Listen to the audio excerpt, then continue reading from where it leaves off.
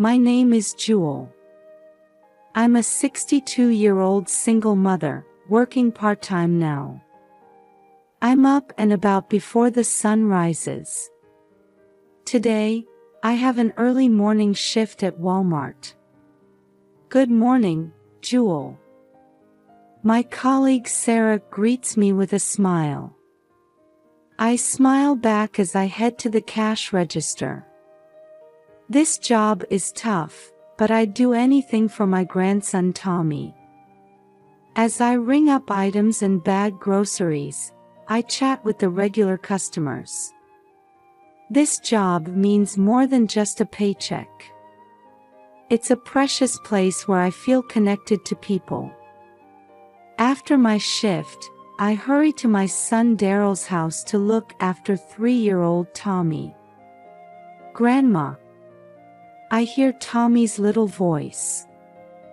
He can't see, but he's learned to recognize my footsteps. Tommy, Grandma's here, I say, hugging him and stroking his soft hair. This child's smile is my reason for living. Daryl and Tommy's mother, Mel, always seem busy. I'm sure the time I spend taking care of Tommy is a valuable break for them. Mom, thank you, Daryl says with a tired face. Of course, we're family, I reply. But lately, I've been a bit worried about Daryl and Mel. As I play with Tommy, I realize the importance of family bonds. It's hard having a grandson who's lost his sight, but this child's presence enriches my life. In the evening, I return to my apartment. It's a small room, but it's a comfortable space for me. I turn on the TV and prepare for tomorrow's work. Tomorrow, I'll be working at Target. It's a busy life, but this is what gives me purpose. As I lie in bed, I think about my family. Tommy's future, Daryl and Mel's relationship. There's no end to my worries, but I'm sure we'll overcome them. Because we're family. Believing this, I close my eyes. Another new day will begin tomorrow. I still clearly remember the day my son Daryl decided to get married. Mom, I want to introduce you to her, Daryl said, his voice mixed with excitement and anxiety. That day, I met Mel for the first time. She was beautiful, with a sophisticated air about her. Nice to meet you, Jewel. I've heard so much about you from Daryl, Mel said with a smile, but it felt somewhat calculated. Does this woman really care for Daryl?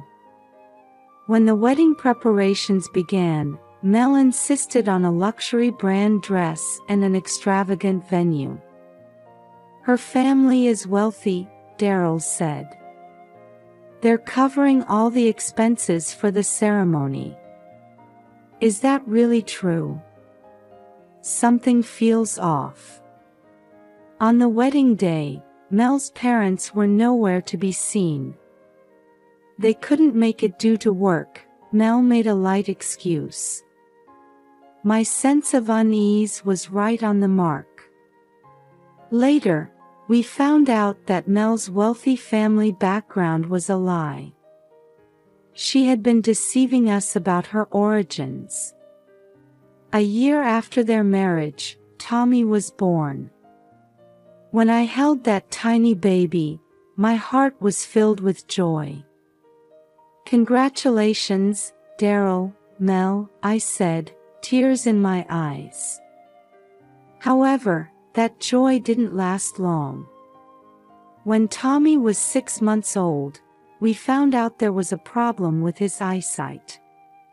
It's a congenital disorder, the doctor explained. There's a high possibility he'll lose his sight completely. When we heard those words, our family's expressions froze. What should we do? Daryl murmured. Mel remained silent, staring at the baby. What about this child's future? What can we do? The days that followed were a constant stream of hospital visits. High medical costs, special care, anxiety about the future, everything seemed to be crushing us. Mom, what should we do?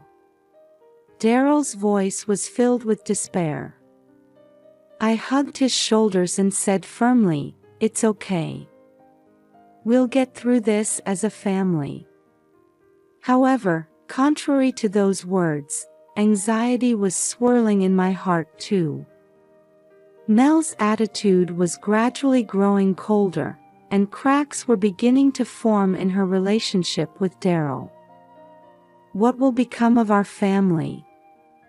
As I held Tommy's tiny hand, I steeled my resolve. No matter what happens, I will protect this child and make him happy.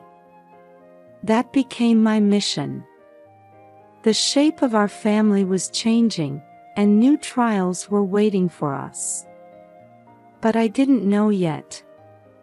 This resolution would soon greatly change our lives. After Tommy's visual impairment was discovered, our family's life changed completely. Faced with high medical costs and the need for special care, Daryl's household fell into financial difficulties. Mom, I'm really sorry, but... Daryl's voice trembled. He bowed his head and asked me for financial assistance. I understand. I'll do whatever I can, I answered without hesitation. And from that day, my financial support for Daryl's family began. I started giving them most of my monthly salary. While cutting back on my own living expenses, I desperately tried to set aside as much money as possible for my grandson's future. Jewel, I don't know what we would have done without your help. Mel's words were filled with gratitude, but somehow they felt superficial. Is she really grateful? One day, I came across information about disability benefits for children. If we used the government support system, part of the costs for Tommy's care should be covered. Daryl, have you applied for Tommy's disability benefits? I asked, but Daryl showed a slightly confused expression. Oh, that. Mel is handling the paperwork, he said. However, I didn't hear any concrete progress after that. That's strange. Why aren't they rushing? A small sense of unease began to grow within me. Despite my support, there seemed to be no sign of improvement in Daryl's household finances. Did you buy a new outfit? I asked one day, noticing the expensive-looking blouse Mel was wearing. Oh, this? I got it on sale, Mel answered lightly, but there was a hint of guilt in her attitude. She's not telling the truth. I was also worried about Tommy's condition. He was losing weight day by day and becoming less energetic. Tommy, are you okay? Is there anything you want to tell Grandma? I asked gently, but he just shook his head silently. Did something happen to this child? At night, when I returned to my apartment alone, I pondered deeply about this situation. Several months had passed since I started providing support, but the situation seemed to be getting worse rather than better. Is my support really helping? Or... Various questions swirled in my head. Daryl's debts, Mel's attitude, Tommy's condition. Everything seemed unnatural. I might be missing something important. I made up my mind. I needed to investigate this situation more closely. To protect my family, especially Tommy, I needed to know the truth. That night, I couldn't sleep. As I thought about my actions for tomorrow, I prayed in my heart. God, please protect my family. And please give me the strength to see the truth. That day, my life changed forever. For 3 days, the lights in Daryl's house hadn't been on. They weren't answering their phones. Anxiety gripped my chest. Something's wrong. I need to check. With trembling hands clutching my car keys, I headed to Daryl's house. The neighborhood's silence felt eerie. Standing at the front door, I could hear faint crying from inside. Tommy. There was no answer when I knocked. In panic and fear, I found myself shouting, "Daryl! Mel! Is anyone there?" But all I got in response was weak crying. I can't wait any longer. I made a decision. Using the spare key hidden nearby, I opened the door. The house was dark, and a strange odor hung in the air. "Tommy." "It's Grandma," I called out. Guided by the crying, I made my way to the living room. What I saw there took my breath away. Tommy was crucified on a cross. God, is this real? A nightmare? His small, emaciated body. Trembling hands and feet. Tears flowing from his blindfolded face. "Grandma. Please, help me. My parents abandoned me." Tommy's voice was thin and shaky. I cried out, forgetting myself. "Tommy. It's okay, Grandma's here." I rushed to Tommy, trying to free him from the cross. But the ropes were tied tightly and wouldn't come loose easily. "Stay calm. I need to call for help first." With shaking hands, I took out my cell phone and dialed 911. "It's an emergency.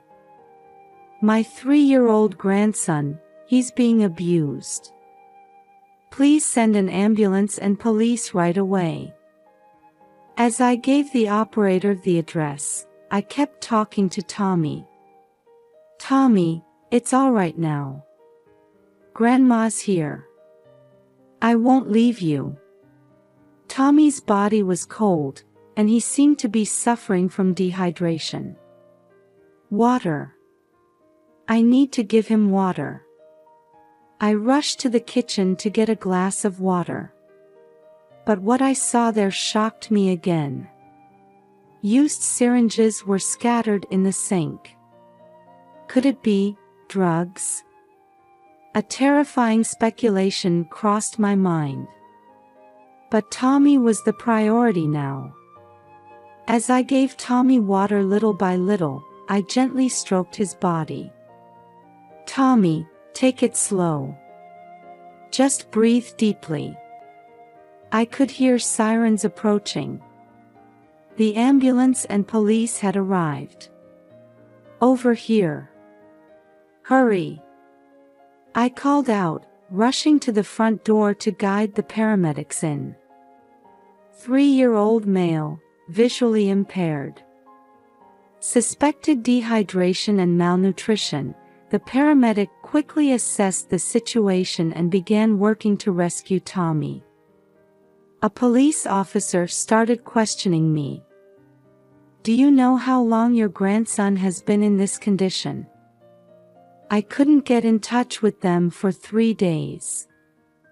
It was only today that I I told them all the information I knew, fighting back tears. Tommy was placed on a stretcher and carried to the ambulance. They let me ride along. "Tommy, Grandma's here. We're going to the hospital." "You're safe now," I said, holding Tommy's small hand tightly in the ambulance. As the ambulance sped towards the hospital with its siren blaring, I prayed, "God, please save this child." And Daryl and Mel, where on earth are they? In the ambulance racing to the hospital with sirens blaring, questions kept surfacing and disappearing in my mind. What would become of us now? What about Tommy's future? And where had Daryl and Mel gone? While all the answers weren't clear yet, one thing was certain. I would protect Tommy no matter what happens. In the hospital waiting room, I continued answering questions from the police officers. Tommy was receiving intensive care. "Mrs. Robbins, when was the last time you had contact with your son and his wife?" Detective Johnson asked calmly. 3 days ago. Daryl called and said they were going away for work. My voice trembled. Now it was clear that the phone call had been a lie. "Daryl, why did you lie?" Just then, another officer hurried over. "Detective Johnson, we've gathered statements from the neighbors." They started talking a short distance away. I strained to listen. Frequent arguments between the couple recently. Strange noises late at night. Saw the man loading large bags into the car. Oh, why didn't I notice? Suburban community life might seem privacy-oriented, but surprisingly, there are strong connections between residents. Everyone had sensed something was off. "Mrs. Robbins," Detective Johnson returned. "Could we have photos of your son and his wife? We'll issue a nationwide warrant." His words made reality sink in heavily. "They've run away, haven't they?" The detective nodded quietly. "It's likely they were involved with drugs. We found evidence in the house." "Drugs, oh, Daryl." Sadness, anger, and regret filled my heart. Over the next few days, the investigation progressed rapidly. I went back and forth between the hospital and Daryl's house, cooperating with the police while praying for Tommy's recovery. An emergency residence meeting was held at the local community center. I attended too. "Everyone, thank you for your cooperation," Detective Johnson began. "We're still tracking the whereabouts of Mr. and Mrs. Robbins, but haven't found them yet." Sighs escaped from the audience. "But there must be something we can do," Mrs. Sarah, who lived next door, stood up. "Let's start a fundraising campaign. For Tommy's medical expenses." "Yes, and let's make flyers for the search too," another resident agreed. I looked around at everyone's faces, tears in my eyes. "Everyone, thank you." I felt the strength of American community spirit. People unite in times of difficulty. That night, I returned home exhausted. When I turned on the TV, the local news was reporting on Daryl and Mel's case. The whereabouts of Mr. and Mrs. Robbins, suspected of drug trafficking, remain unknown. The abuse of their 3-year-old son. The doorbell rang, startling me as I headed to the entrance. When I opened the door, Mr. and Mrs. Taylor from across the street were standing there. "Jewel, are you all right? We brought you dinner." Mrs. Taylor held out a warm pot. "We all made it together. We want you to stay strong." Their kindness made me break down in tears. "Thank you, really, thank you." Mr. Taylor said quietly, "Jewel, you're not alone. We're here for you." That night, neighbors kept visiting, bringing food and words of encouragement. I made a vow in my heart. "Tommy, I will protect you no matter what." And I must face Daryl calmly. The next morning, I was awakened by a call from the hospital. "Mrs. Robbins, your grandson has regained consciousness." Those words brought a ray of hope. As I hurried to the hospital, my phone rang. It was Detective Johnson. "Mrs. Robbins, we've received important information. Daryl's location." My heart raced. The time had come for the truth to be revealed. "Daryl, you'll tell me everything, won't you?" "I'm ready to listen." When I arrived at the hospital, Detective Johnson was waiting in the hallway. "I heard your grandson has regained consciousness. Let's go there first. Then we'll talk in detail about the ongoing investigation." I took a deep breath and headed to Tommy's room. Whatever truth awaited us, we would overcome it. As a family, and as members of the community.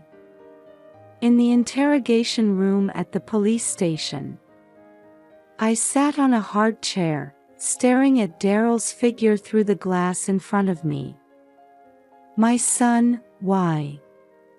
Daryl had turned himself into the police a few hours ago. Mel was nowhere to be seen.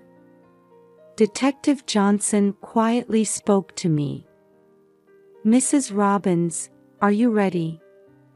I nodded silently. The door opened and Daryl came in.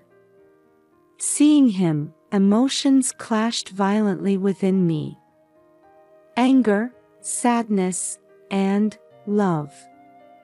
"Mom." Daryl's voice was thin and shaky. "Why, Daryl?" "Tommy is your son." My voice was surprisingly calm, even to myself. Daryl raised his face and looked at me with tearful eyes. I'm the worst father. I couldn't protect Tommy." He took a deep breath and began to talk.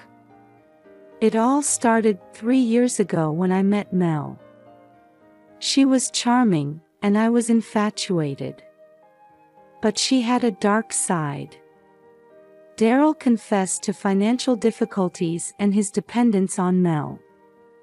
After marriage, they found out that Mel's wealthy family background was a lie, and their debts snowballed.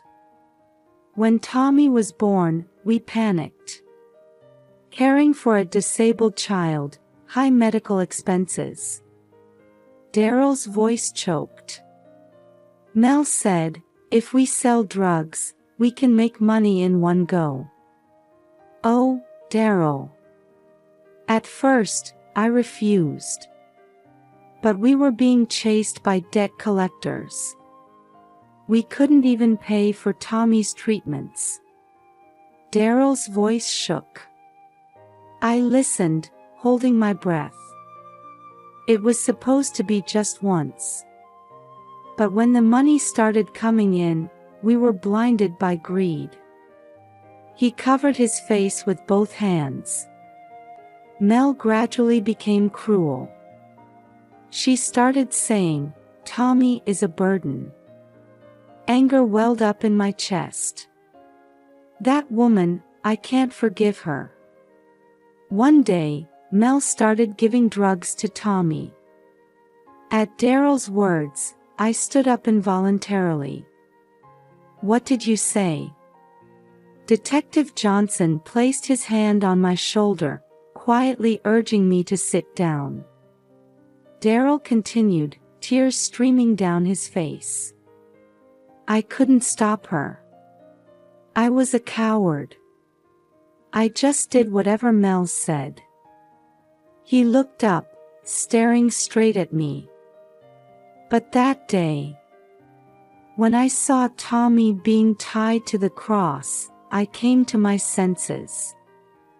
I tried to stop Mel. But she knocked me down and ran away. I noticed the bruise on my son's face. I was paralyzed with fear. I couldn't help Tommy, and I ran away." Daryl's voice choked. "But my conscience kept tormenting me. That's why I decided to turn myself in." Silence filled the room. I was shaken by complex emotions. Anger, sadness, and a faint sense of relief. At least he told the truth. "Daryl," I called out quietly. "What you did is unforgivable." Daryl's shoulders slumped. "But," I continued, "thank you for turning yourself in. This was necessary, for Tommy's sake too." He looked up at me with surprise. "Mom, you must pay for your crimes. But when that's over, we'll raise Tommy together." A glimmer of hope appeared in Daryl's eyes. "Really? Is there still a chance for someone like me?" I answered, maintaining a stern expression. "It won't be easy. It will take a long time to regain trust. But, you're my son. And Tommy's father." Detective Johnson quietly spoke up. "Mrs. Robbins, let's end the conversation here. Daryl, can you tell us more about Mel's whereabouts?" I stood up and looked at Daryl one last time. "Do your best. Tell them the whole truth." Daryl nodded tearfully. As I left the room, my heart was filled with complex emotions. Anger and sadness, and a faint hope. It's going to be a long journey. But as a family, we'll definitely overcome this. As I left the police station, I looked up at the sky. No matter how dark the night, morning always comes. With that belief in my heart, I started walking forward. The news of Mel's arrest came a week after Daryl turned himself in. Suspect Mel Robbins has been arrested near the Mexican border, the TV announced. I sighed with relief in front of the television. Finally. On the day of the trial, I walked to the courthouse holding Tommy's hand tightly. His eyesight had improved a little, and he could now walk using a cane. As we entered the courtroom, there was a palpable tension in the air. The prosecutor and Mel's defense lawyer were each preparing their cases. The judge entered, and the court proceedings began. Defendant, Mel Robbins. You are charged with child abuse and drug trafficking, the judge announced. Mel stood expressionless. When I took the witness stand, I recounted the events of that day with a shaking voice. Remembering the horrific sight of Tommy crucified, tears welled up. Objection. Mel's lawyer stood up. This testimony is appealing to emotions. Overruled, the judge calmly declared. Next, Daryl took the stand. He couldn't raise his face and began speaking with his head bowed. Mel married me for inheritance purposes. A shock ran through the courtroom. Daryl tearfully narrated the story from his meeting with Mel to their involvement in drug trafficking. Then he revealed the details of Tommy's abuse. Mel called Tommy a nuisance and gave him drugs. I closed my eyes involuntarily. It was an unbearable truth. As evidence, drugs found in Daryl's house and Tommy's medical records were presented. Finally, the prosecutor stood up.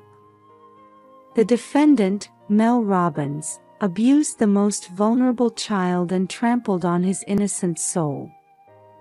She should receive the harshest punishment. The time for the verdict came. Members of the jury, have you reached a verdict? Yes, the jury foreman stood up. We, the jury, unanimously find the defendant, Mel Robbins, guilty on all charges. A sense of relief swept through the courtroom. The judge pronounced the sentence with a solemn expression. Mel Robbins, I sentence you to 25 years in prison for child abuse and drug trafficking. I hugged Tommy tightly. It's over, Tommy. Everything's going to be okay now. Tommy nodded slightly. As we left the courtroom, I turned back to look at Mel. She was being led away by officers, her expression still cold. I wonder if she truly regrets what she's done. As we stepped outside, the media had gathered. Mrs. Robbins, please give us a comment, they called out. I took a deep breath before answering. Justice has prevailed. But this isn't the end. The journey to rebuild our family has only just begun. Holding Tommy's hand, we walked through the crowd of reporters. The real battle starts now. But we'll definitely overcome it. The evening sky seemed to shine with the promise of new hope. 3 months after the trial, I officially obtained custody of Tommy. Congratulations, Mrs. Robbins, the social worker said with a smile. You are now Tommy's legal guardian. I hugged Tommy, fighting back tears. Tommy, from now on, we'll be together. I'll always be by your side. Tommy nodded slightly. His eyes were slowly regaining their light. With proper medical care, Tommy's eyesight gradually improved. He continues rehabilitation under the guidance of specialists. Tommy's recovery is miraculous, Dr. Thompson told me after an examination. While it might be difficult for him to regain full vision, there's a good chance he'll recover to a level where he can manage daily life without major issues. Those words filled my heart with hope. Tommy, you have a bright future ahead of you. To solve our financial problems, I made a big decision. I decided to sell the house I had lived in for many years and move to a town near where my daughter Linda lives. Mom, are you sure about this? Linda asked worriedly. Yes, let's all work hard together in this new environment, I answered with a smile. On moving day, the neighbors gathered to see us off. Jewel, we'll miss you, Mrs. Taylor said, tearing up. but I'm sure this is the best choice for you and Tommy." I nodded deeply. "Everyone, thank you so much. Without your support, we couldn't have made it this far." Our new life in the new town began. It's a small apartment, but it's a new home for Tommy and me. Linda and her family visit frequently. "Come on, Tommy. Let's go to the park with your aunt," Linda calls out gently. Tommy's smiles gradually increased. Adjusting to the new environment wasn't easy, but by participating in local support groups, we were able to move forward little by little. Sarah, whom I met at the Parents Group for Visually Impaired Children, told me, "America has wonderful support systems. Let's explore them together." Encouraged by her words, I discovered various support programs for Tommy. We also decided on a special needs school for him to attend. "Tommy, what do you think? Does the new school seem fun?" I asked on our way back from visiting the school. "Yes, everyone was nice. I wonder if I'll make friends." Tommy's voice had a hint of hope in it. "Ah, this child's life is just beginning." I visit Daryl once a month in prison. He's participating in a rehabilitation program and sincerely reflecting on his actions. "Mom, how's Tommy doing?" Daryl asked hesitantly in the visiting room. "He's doing better, slowly but surely," I answered quietly. "Someday, will I be allowed to see Tommy?" A pleading look appeared in Daryl's eyes. "That day will come. But it still needs time," I replied. "Our journey has only just begun. There are many challenges ahead, but there's just as much hope." That night, as I was putting Tommy to bed, I made a vow. No matter what happens, I'll protect this child and make him happy. That's my mission. Outside the window, the lights of our new town shone warmly. It was as if they were blessing the start of our new life.